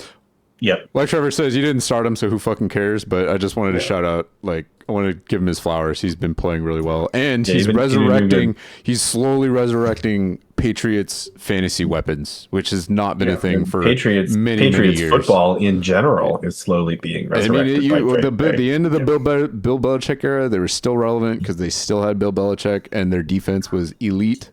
But yeah, just for fantasy, the Patriots have been a absolute minefield for years, and finally we've got some interesting options there in Drake May, Stephon Diggs. Yeah, Vrabel is a man. I was really he knows his really shit. sad he went to the Patriots. I really wanted them to feel actual sports pain for a lot longer than they did, but they're turning it around because it's the Patriots are Vrabel, an elite organization. They had the longest dynasty in football history. Yeah. They're going to figure it out. Talk about Trevor real quick. He just got pantsed by Devin Lloyd. He was going to win this week, but ultimately it was a sure thing up until the end of the Monday night game when Devin Lloyd put in the dagger. Yeah, I mean Trevor's season is kind of slowly like going off the wheels here because Chase Brown continues to disappoint because the Bengals are inept. Although they did trade for Joe Flacco, which who knows how the hell that's going to go. He looked horrible, but it's also the Browns. I just want to put this out there. Micah Parsons has another chance at him. True. He said before the Browns game, never got Joe Flacco. Really want to get Joe Flacco once. You got another chance, Micah. Rarely you get 2 for 1 like this, but the Packers get another shot at Joe Flacco. Joe Flacco, low-key, kind of a legend, though. I mean, he's so old, and he's still playing. He's so old. He's never won a Pro Bowl, but he's got a Super Bowl. Super Bowl winner, Joe Flacco. Yep. Yeah. Yep. Super Bowl MVP, right? Alvin Kamara is slowly ceding touches to Kendra Miller, which was kind of felt inevitable after a time. But yeah, that's a bad look. But I feel like Alvin Kamara is on the trading block, low key. I think that as the Saints season continues to slip into the darkness, Alvin Kamara gets traded somewhere and just absolutely wrecks some fantasy relevant backfield out there. Like maybe he goes to the Texans and Woody Marks and Nick Chubb and Dameon Pierce, and that whole situation gets really messy because now they have Alvin Kamara. Maybe he goes to the Bills. Like, and then Joe Mixon comes Chiefs. Back. No, I think the thing with Joe Mixon is he's done for the season and possibly call it a career, at least for fantasy. Yeah, could be. The vibes around him are really weird. We could do a whole trade section, but like the headliners of the trade block are definitely Kamara and Breece Hall. Like, those are like the 2 guys that we're going to hear all the rumors about, like regardless of anything else. At least on the offensive side, Yeah. Travis Kelsey showed up. Trevor did his exotic maneuver with Jawan Johnson. Didn't work, but he tried. At least Kelsey didn't look It's not an exotic maneuver unless you play 3 tight ends. Okay, is that the bar you got to play 3? Okay. As long as I have my tight ends, I can't lose. Exotic maneuver. I mean, with the scoring format that we've got, if you got 3 top 10 tight ends, that is as strong as, if not stronger than having wide receivers. 2 top 10 running backs, because wide receivers are a dime a dozen, right? Deep as fuck, and you just need a wide receiver to catch a couple balls to have a really good week. Having a productive running back is really difficult to achieve because there's only like 12 of them that are actually productive. The rest, it's like, well, you hope they fall into the end zone. So. Yeah. Or you're dealing, or there's just like a lot of committees now, so it's like you just don't have. You just got even less options. Yeah. Yep. Sorry, Trevor, you got hosed. Yeah. I mean, your defense also kind of fell apart. I mean, Jalen Carter. Technically, this game is still in correction territory. It is. I find it unlikely, though, just because the margin is a pass defense and a tackle. Even with a pass defense going against you, Joe, it's still going to take a tackle as well to go and try to take a tackle either way. Very unlikely, but we'll see on Thursday if this flips. I don't think it will. It seems very unlikely. All right, Matt and Josh. Another shout out to margin of victory here. Yeah. Jesus. Yeah, no, that's another nail biter. Shout out to the short-lived Amarian Hampton Scataboo duo. Whole fucking backfield. That sucks so bad, ass. Man. I'm so sorry, Matt. Matt just can't get it together, man. Terrible luck. Just two terrible obvious luck. Young running back ones and not just having that for only a week or two. That sucks ass. I mean, you still got Scats for a bit. I mean, he'll be all right. Scatabo's fine. I mean, Tyrone Tracy comes back. Do you really think he's taken his job? I think that he's won this job. He's playing really well. Tyrone Tracy's going to come back for a second, and they're probably going to have some 1A, 1B nonsense. I think it's going to be a Bucky Irving, Bucky Irving, Rashad White, where there's some pretty clear roles kind of thing going on. Yeah, right. But that's remaining to be seen. We don't know. I mean, I feel like in that situation, you see Scatabo more on the goal line work, which isn't a bad thing to have when you're with Scatabo in particular. Yeah. Back to the Amarian Hampton injury, though. I mean, that's just dude was looking so good, and then dude was looking great. Yeah. Did he get a procedure? No, I think it's just a high ankle. Right, but I don't know. Sometimes they get a procedure done. I don't know. I'll have to check on that. But this is looking like it might be on the outside of the 4 to 6 week range for when he returns, and at that point, your season will be over. Yeah. So I don't know, Matt. This is a long rebuild. You couldn't. What Steve did is out of the realm of normality here. You can't just turn the worst team in the league into a championship every year. That doesn't happen. Steve got insanely lucky with all of the picks that he made. Literally every single pick except one nailed it. But Matt, even though you traded JT away, I think Colson Loveland will come back, which I think that's who you traded for, right? That's the pick he got from you, Steve? I think he picked Colson Loveland with the JT trade. He'll be fine. He just needs to get healthy. Caleb Williams will be able to distribute the ball to him, no problem, I'm sure, once he gets back. And I mean, he looked amazing in preseason. He'll be all right. He just needs to come back from injury, and he will. Also, when you think about it realistically, how long do you really think that JT will be fantasy relevant to the point where it would help Matt's team? I still think that was a good trade on his part in the long run, just considering his roster probably you're getting a year or two max out of JT at this point. Yeah, JT's 27 now. Anyway, I think so. Yeah. Either way, he's still good, and Matt, keep with it, man. You'll be fine. Yeah, this is a rough go, but the emergence of Quentin Johnson has been a boon for you. That's great, but at the same time, immediately after I said that he was on a Devontae Adams' ascent because of the third year and the terrible drop situation of his first 2 years, he immediately fumbles and everything for the Chargers just chargered.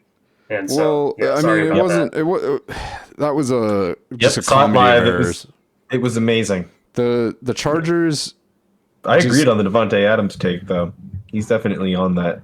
One game does not make his season. You know what I mean? He'll be fine, I think. No, I mean, you look at his resume this year so far. It's more of an indictment on like Ladd McConkey and the other pass catchers on the Chargers, because now he's commanding a role that's larger than what he has had the previous 2 seasons he's been here. So I think there's better days ahead. This was an outlier. It was a weird game. They still. Yeah, I also wonder how much of the first like 2 months of the season are going to be teams figuring out like how to guard Quentin Johnson, Ladd McConkey, and Keenan Allen in an effective way.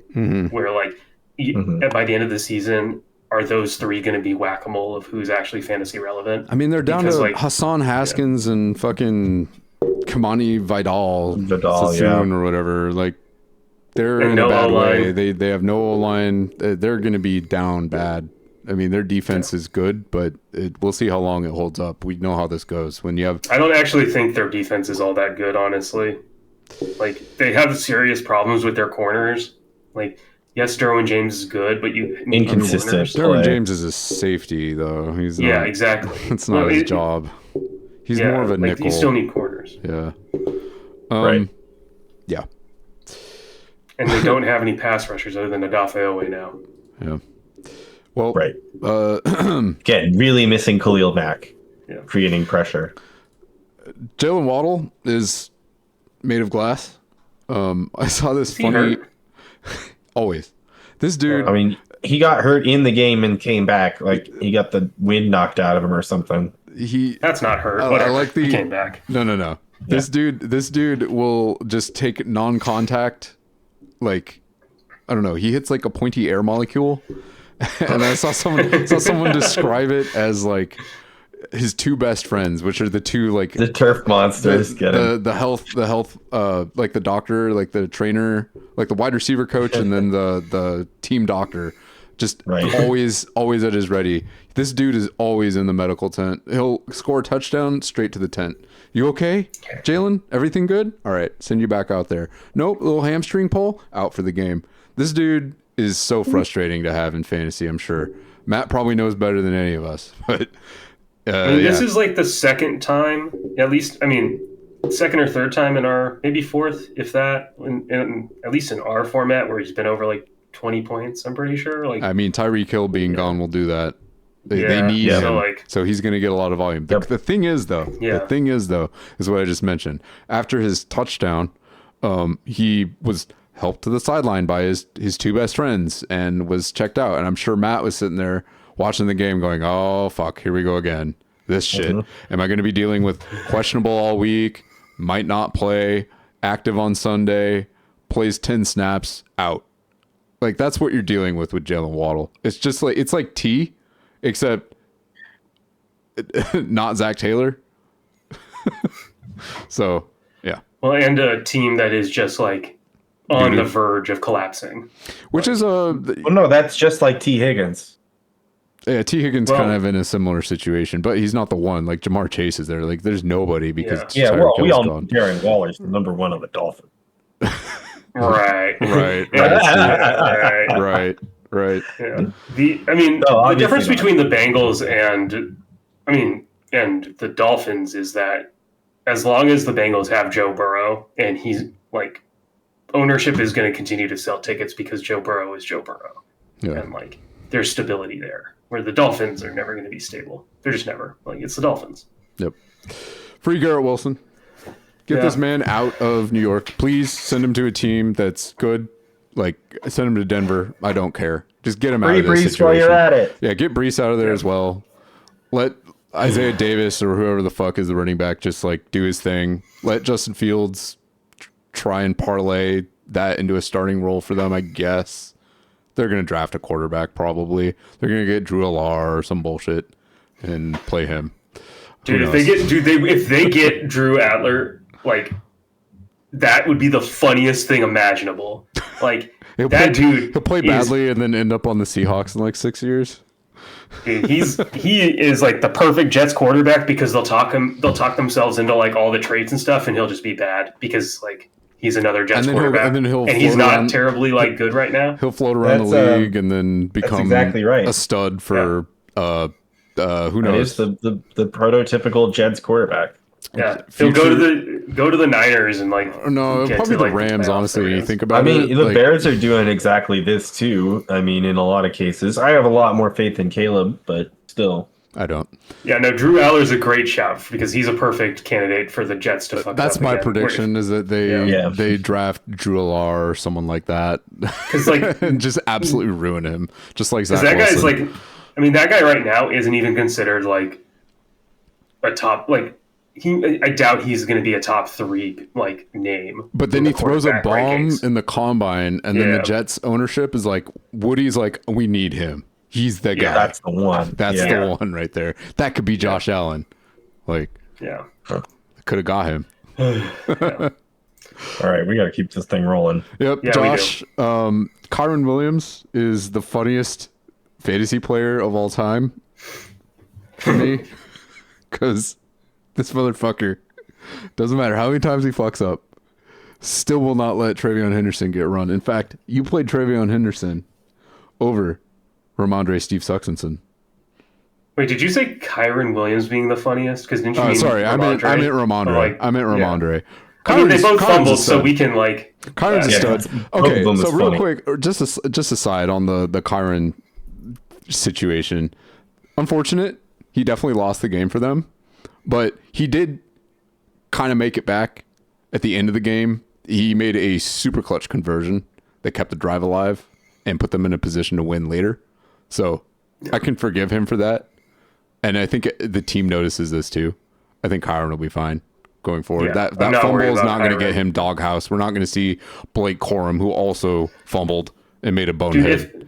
If last year didn't get Kyron Williams in the doghouse with the number of fumbles, like this one isn't going to. Yeah. Kyron's a stud. He's one of the rare workhorse running backs who can block and can catch and is just on the field all the time and is efficient, has good vision. He's just a good running back. This guy, though, fucking Ramondre Stevenson, is terrible. And I don't know why the Patriots continue to give this dude run. It doesn't matter what we think. It doesn't matter what we say. 50% of the snaps. It's insane. This dude fumbles. He's fumbled 7 times. Like, come on, man. It's so bad. They have him returning kicks. They have him doing everything. He's like, you fucked up again, Ramondre. It's fine. Just get back out there. Get back out there, Ramondre. It says a lot. It says a lot about where Travion Henderson is in terms of his development. To me, that's what this means. He's just not ready. It seems. I think the big thing. And this is like something that we just don't get to see a lot, is young running backs not being good at pass protection or good enough for coaches to trust them.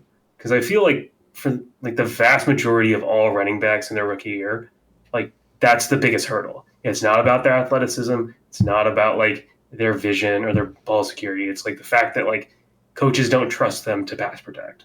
Mm-hmm. And like I think we're starting to see that a little bit more, though. If we look at the numbers here for snaps, I mean, against Pittsburgh, he had a lot more attempts. The only reason that he got a bump this week is because Antonio Gibson. All the other fumbles. No, Antonio Gibson fumbled and then tore his ACL. Right. Yeah, that's a good point. So, yeah, he's going to get run, but he's not going to take the job, which is really unfortunate. Which is unbelievable, too. Quinshon Judkins was right there. He was right there. And Quinshon Judkins is a beast. He can do it. He can do all these things you were just talking about. He can pass protect. He can run block for other running backs if they need to. Like if they wanted to do some shit with Dylan Sampson, they could, because Quinshon Judkins is a stud. He has elite vision. He can catch. He's just good. Travion is not that, apparently. That's what Mike Vrabel's telling us. It is what it is. We'll have to see if he improves and can beat Ramondre Stevenson out for his job maybe next year. That's kind of the way I see it. at this point. Yeah, we'll with see. This kid. It just sucks to have him both on your roster. This is like, I feel for you because this is the Canine Charbonnet thing. It's like one of them is clearly not as good, but they keep getting all the run. They keep getting all the fantasy relevant production. And it's like, come on, I have two players that could be helping me here, but neither of them are doing anything for me. Boo. Sorry, Josh. That's frustrating. Geno Smith is an absolute dumpster fire. Yeah. For the Raiders. Mm-hmm. I don't know if you guys saw this, but he was throwing his rookie receivers under the bus, blaming Tyquan Thornton for not running the right route and that he's raw. Oh, you mean Deontay Thornton? Dante Thornton is on the Chiefs. Sorry, yeah. Dante Thornton didn't run the right route or didn't execute it properly, and he's like, it's fine, he's a rookie, but we need to be doing this better. And it's like, Geno, brother, this is on you. You don't say that. You might say that. You can say that to the dude's face. To the dude's face. You can say that off press wax. Conference. Yes. Yeah. Jesus Christ. You do not say that to the media. Yeah. It's making what the Seahawks did, getting rid of him, look like masterclass. Like John Schneider is laughing his way to the bank with that trade. People being mad about like getting a 3rd round pick for him. Like, would you rather have him or the 3rd at this point? Come on, guys. Yeah, and we have Sam Darnold. He's playing great.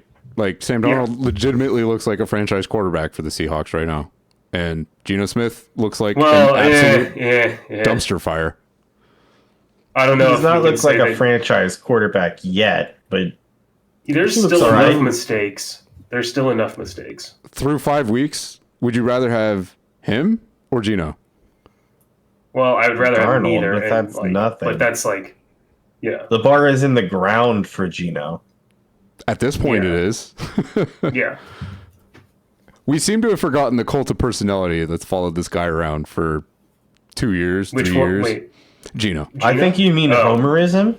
No, there's just this weird there's a significant amount of like Seahawks fans who like were very angry about Geno leaving. Yes, where like the opposite side is Trevor, who hates him, and I don't know how many people are like me, or maybe Skot fits in the bucket of like don't think Geno's the answer, but like he's fine, and like we need to go draft somebody or get a new quarterback. I don't know how many people. Well, he's clearly gotten worse since his first season as a Seahawk, where he had that absolutely crazy accuracy stat, and then he kind of made a name for himself and just started slipping.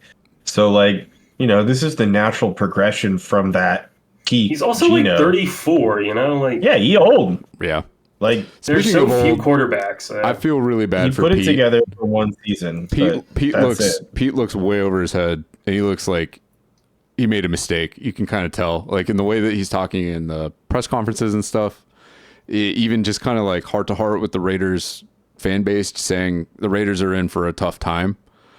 That's not what he signed up for. Pete's 74 years old. I feel like Pete gets fired after this season. Unfortunately, I really don't want to see that as the best Seahawks head coach of all time to go out like that is it's rough.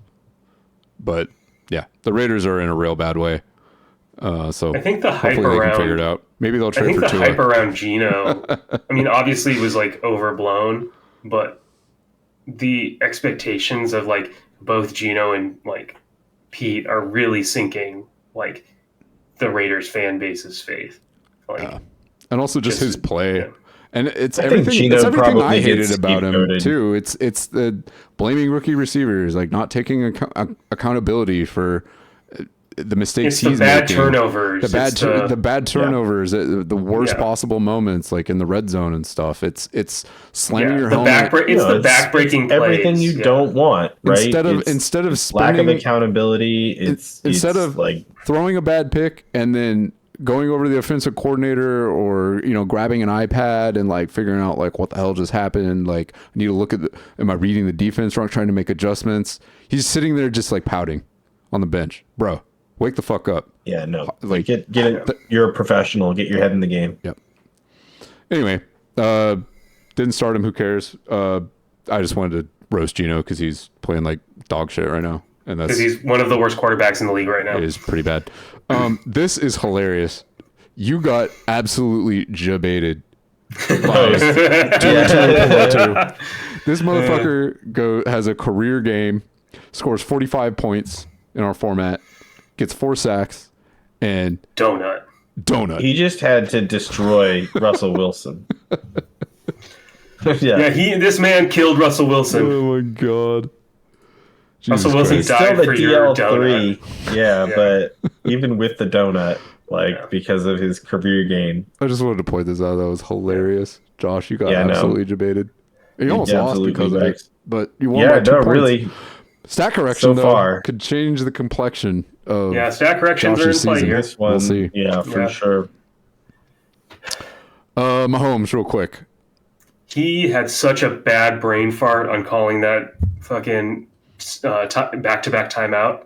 Like, that's some shit that, That's crazy that a 3-time Super Bowl winning quarterback does that. Like, what happened? That's up there with the level. Like, it's not in the same vein as when, Chris Webber did it when the Final Four and cost Michigan, a chance at the title.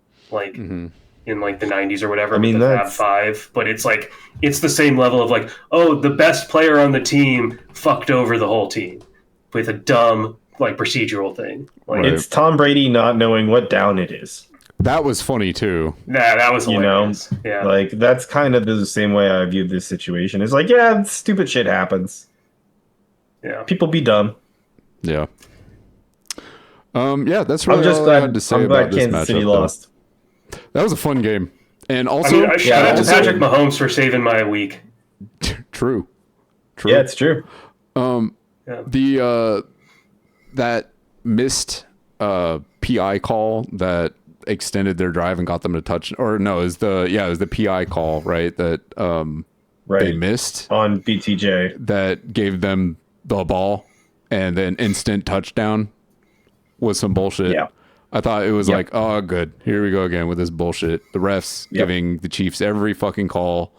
And then it's just ended with the derpiest Trevor Lawrence stumble bum clusterfuck. That was such a Jags game. It reminded me a little bit of the Jaguars game. The playoff win they got against the Chargers, where the Chargers chargered the most chargered they have ever chargered in the history of Chargerdom. Yeah, no, it did look like that. That being said, that last play, how are they winning? Yeah, that tracks. That the last play by Trevor Lawrence is the most Trevor Lawrence play of all Trevor Lawrence plays. It was amazing. Where it's big time. Just that play is who Trevor Lawrence is. I saw a post by a Jaguars fan that was people watching this game as a third-party observers that don't really know the Jaguars can understand and appreciate that this game was a microcosm of Trevor Lawrence's career. And that is so apt. Yeah. He just it had the grand drama as a part of it. All right, and all right, Danny and John. The last one. Yep. All right, Danny, John. Not much Allen, but not much. Not nothing. Yeah. Got outplayed by Dak Prescott. Did you guys see the fan? Everybody's getting outplayed by Dak Prescott. Did you see the fan who caught the Josh Allen the ball? Yeah, and then Tarico he's taking it away. Yeah, no, good job, that was pretty Tarico. Yeah. Good job, Tarico. Keep doing your job. That was so funny. The people talking about that game afterward were that was the only winner of that game for the Bills. That dude, because he just bolted from the stadium. He got in his car, beat the traffic, and he just looks over and he's like, "That's a Josh Allen ball right there." And the Bills just boofed it against the fucking Patriots, man. Yep, exactly. He's got the ball. He's going. Yeah, Danny's team's kind of falling apart a little bit. Dolphins, not looking good. Derrick Henry, not great. Yeah, let's just do a little roundup here. So Derrick Henry is in a really bad situation because the Ravens have fallen apart. Devon Achane, his best DB's hurt. Kyle Hamilton's the latest Ravens casualty. Mm-hmm. Devon Achane looking good over there in Baltimore. Achane is going to do his best, but we've talked about it for probably half an hour. In Miami. The Miami situation is just terrible. Jordan Addison got benched for a quarter because he missed a walkthrough, apparently. Jerry Jeudy plays for the Browns.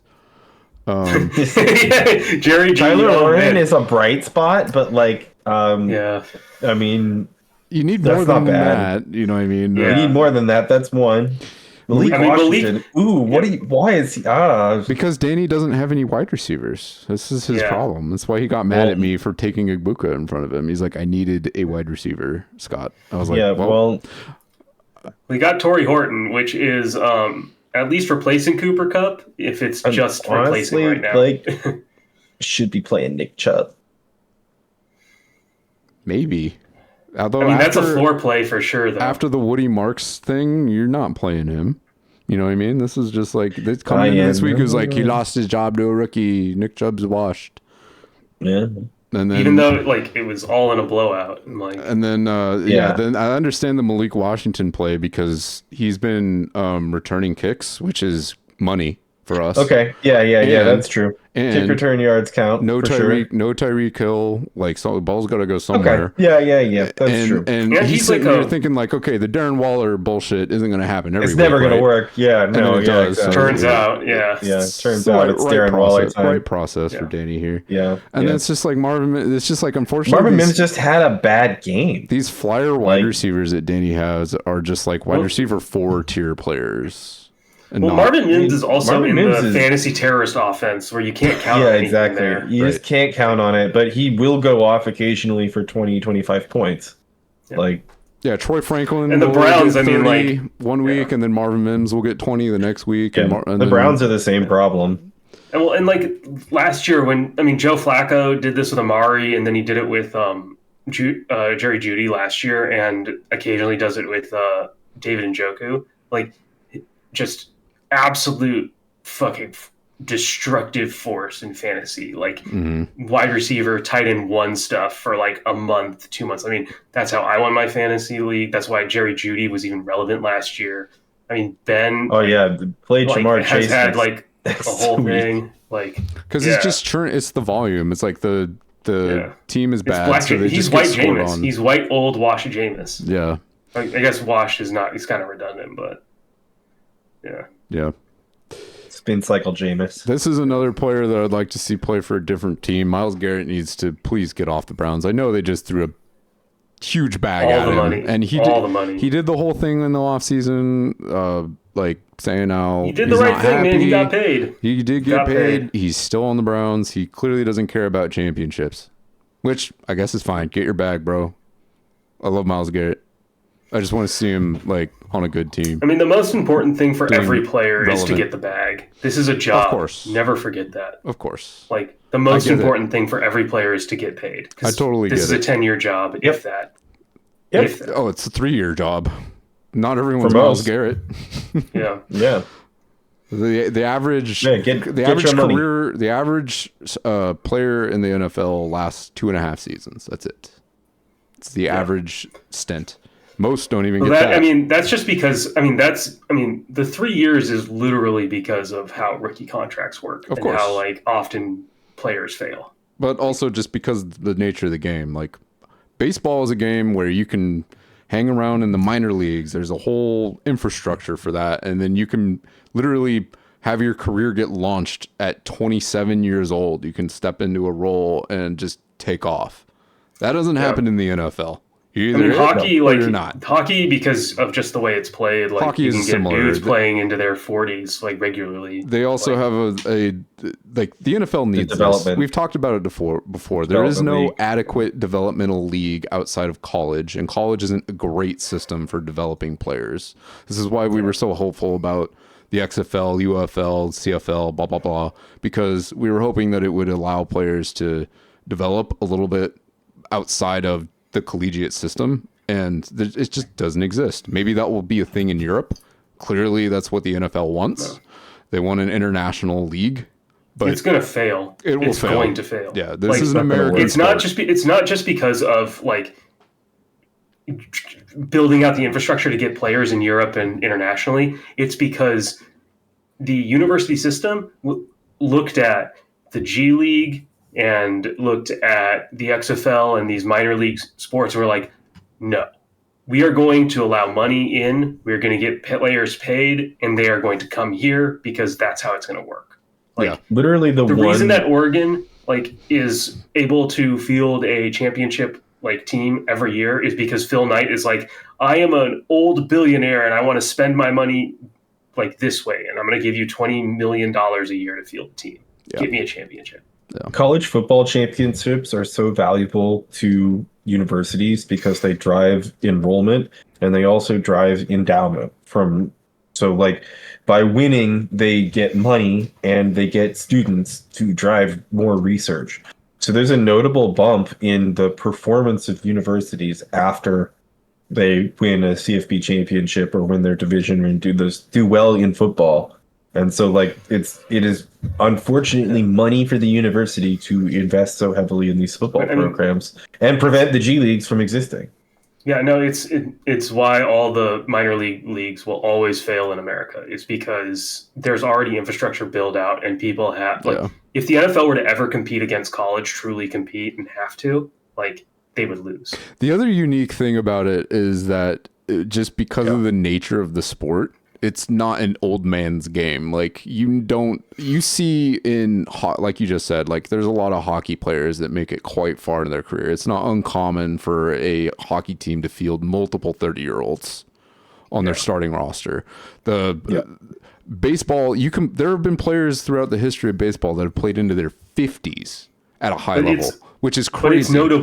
But it's notable when like Andrew Whitworth, Calais Campbell, Frank Gore, like make it to their age. There are some. Like it's noticeable. It's like very noticeable because it's so odd. Yeah. Like, we don't care about kickers, so whatever. Yeah, like, kickers or whatever. Right. Yeah, it doesn't matter. Yeah. I mean, the same thing with basketball. Like it's notable when LeBron, Kareem, like even Udonis Haslem, like he was never a huge, like he's never a star, but like he, because of his age, like has all this TV work now, is part of the Miami organization and is like going to have a career out of it just because of the age thing. Like American sports have this like just noticeable, like, Well, specifically football though, because of how brutal it is. Yeah.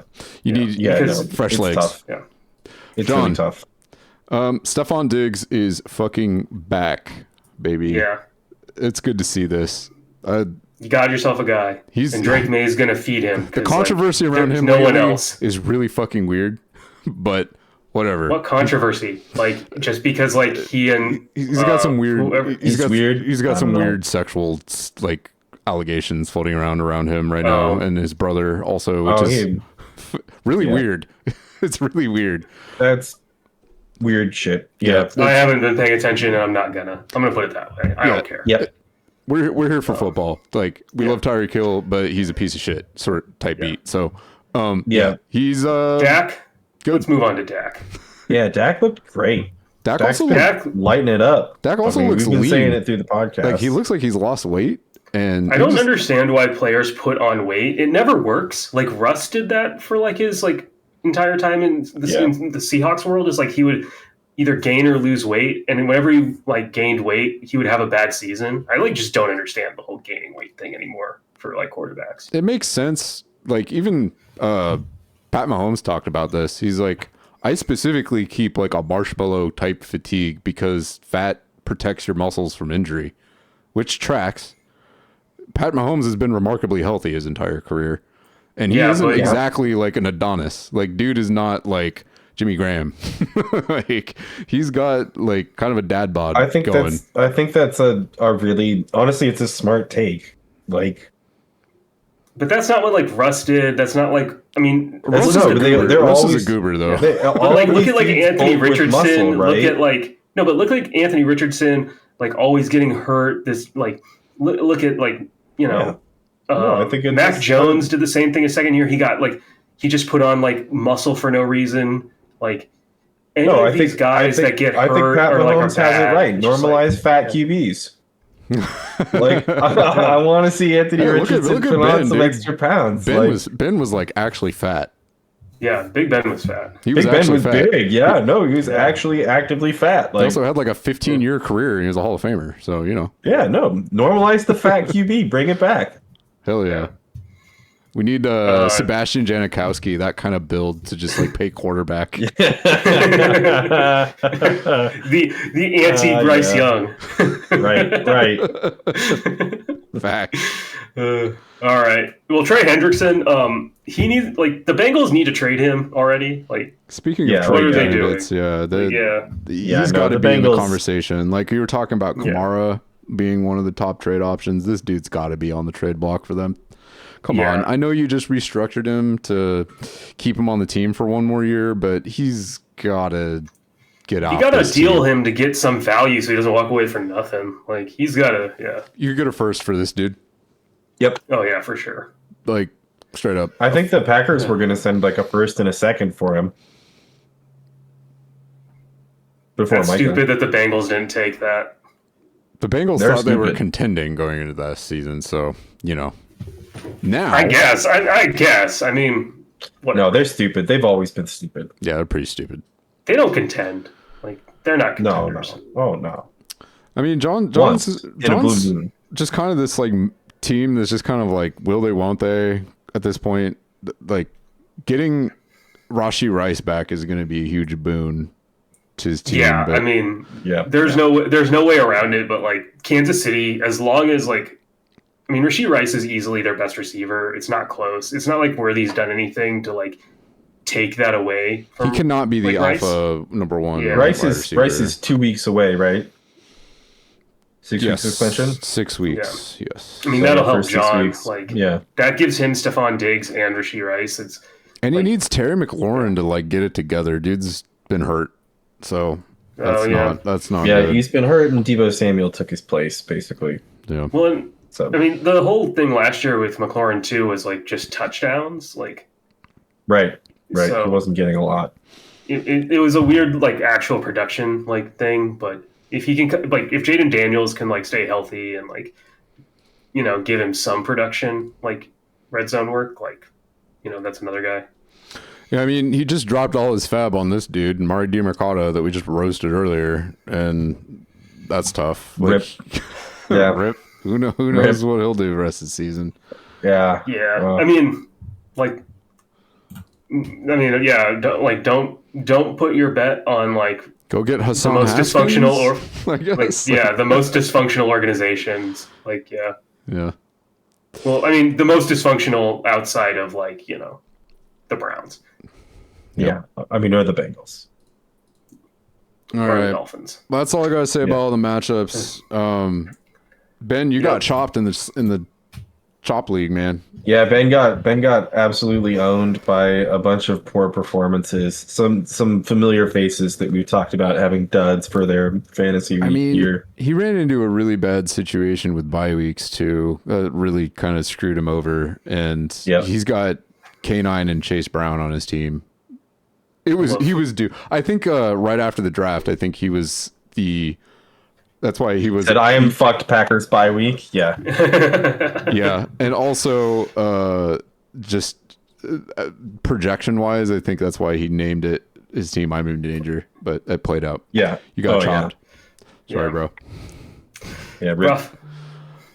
Alrighty. All right. We will see you guys next week. Hope you guys have a good time watching the games this week. I think there'll be some bangers. But as always, defense wins championships. And Steve sucks. Fuck you guys.